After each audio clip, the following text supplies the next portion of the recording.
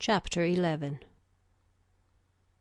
Little had Mrs. Dashwood or her daughters imagined, when they first came into Devonshire, that so many engagements would arise to occupy their time as shortly presented themselves, or that they should have such frequent invitations and such constant visitors as to leave them little leisure for serious employment. Yet such was the case.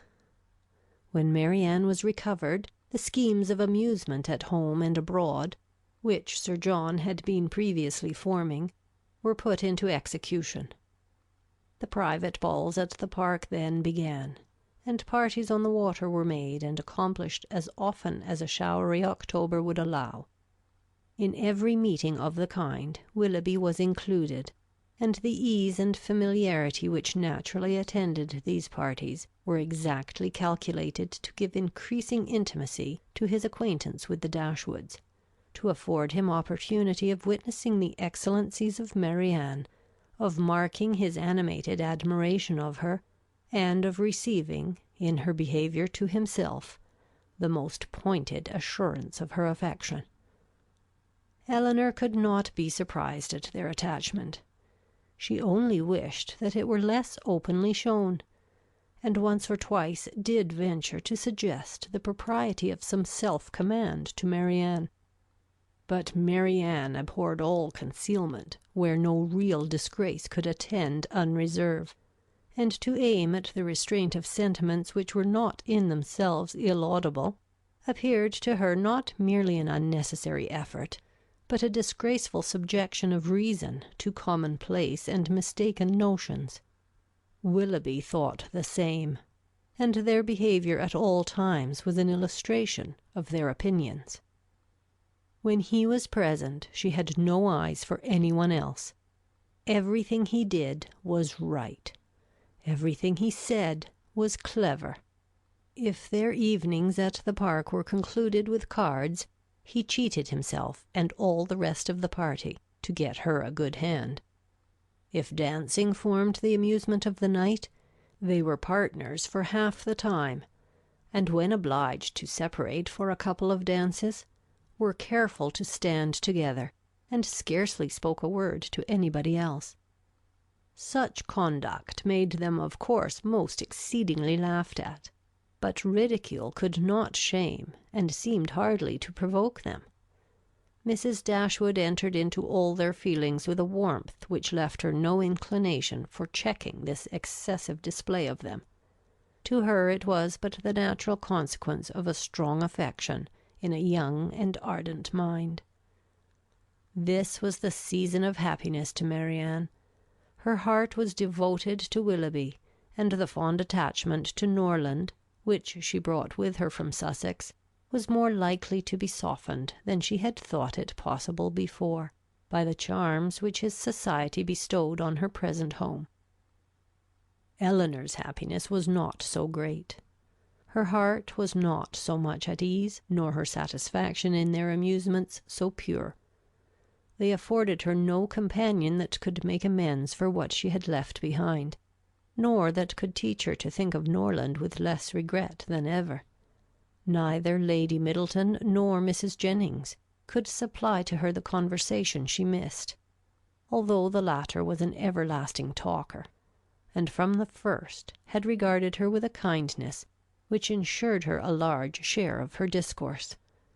She had already repeated her own history to Eleanor 3 or 4 times, and had Eleanor's memory been equal to her means of improvement, she might have known very early in their acquaintance all the particulars of Mr. Jennings's last illness, and what he said to his wife a few minutes before he died. Lady Middleton was more agreeable than her mother only in being more silent.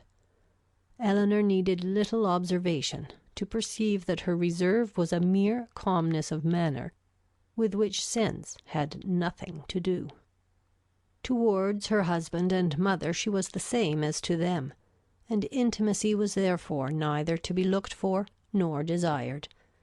She had nothing to say one day that she had not said the day before. Her insipidity was invariable, for even her spirits were always the same, and though she did not oppose the parties arranged by her husband, provided everything were conducted in style and her 2 eldest children attended her, she never appeared to receive more enjoyment from them than she might have experienced in sitting at home, and so little did her presence add to the pleasure of the others, by any share in their conversation, that they were sometimes only reminded of her being amongst them by her solicitude about her troublesome boys. In Colonel Brandon alone, of all her new acquaintance, did Elinor find a person who could in any degree claim the respect of abilities, excite the interest of friendship, or give pleasure as a companion.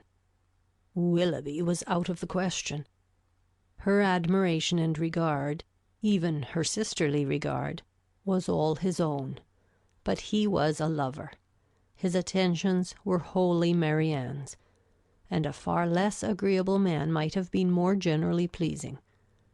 Colonel Brandon, unfortunately for himself, had no such encouragement to think only of Marianne, and in conversing with Elinor he found the greatest consolation for the indifference of her sister.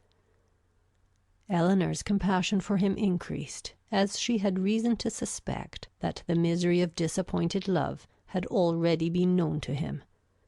This suspicion was given by some words which accidentally dropped from him one evening at the park, when they were sitting down together by mutual consent, while the others were dancing. His eyes were fixed on Marianne, and after a silence of some minutes he said, with a faint smile, "Your sister, I understand, does not approve of second attachments." "No," replied Elinor. "her opinions are all romantic." "Or rather, as I believe, she considers them impossible to exist." "I believe she does. But how she contrives it without reflecting on the character of her own father, who himself had 2 wives, I know not. A few years, however, will settle her opinions on the reasonable basis of common sense and observation, and then they may be more easy to define and justify than they now are by anybody but herself." "This will probably be the case," he replied. "and yet there is something so amiable in the prejudices of a young mind, that one is sorry to see them give way to the reception of more general opinions." "I cannot agree with you there," said Elinor.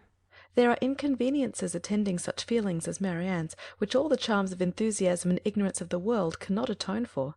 Her systems have all the unfortunate tendency of setting propriety at naught, and a better acquaintance with the world is what I look forward to as her greatest possible advantage."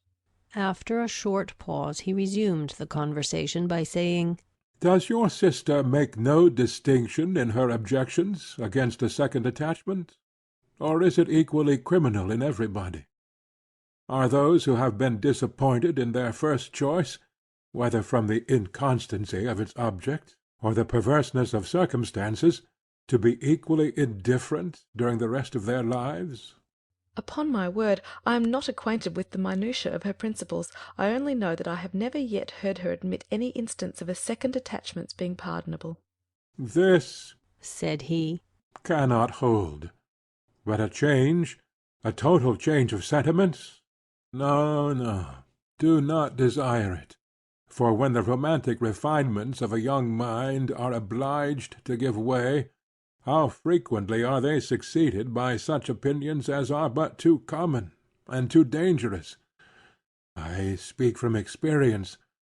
I once knew a lady who in temper and mind greatly resembled your sister, who thought and judged like her, but who from an enforced change, from a series of unfortunate circumstances—" Here he stopped suddenly, appeared to think that he had said too much, and by his countenance gave rise to conjectures, which might not otherwise have entered Elinor's head. The lady would probably have passed without suspicion, had he not convinced Miss Dashwood that what concerned her ought not to escape his lips. As it was, it required but a slight effort of fancy to connect his emotion with the tender recollection of past regard. Elinor attempted no more. But Marianne, in her place, would not have done so little.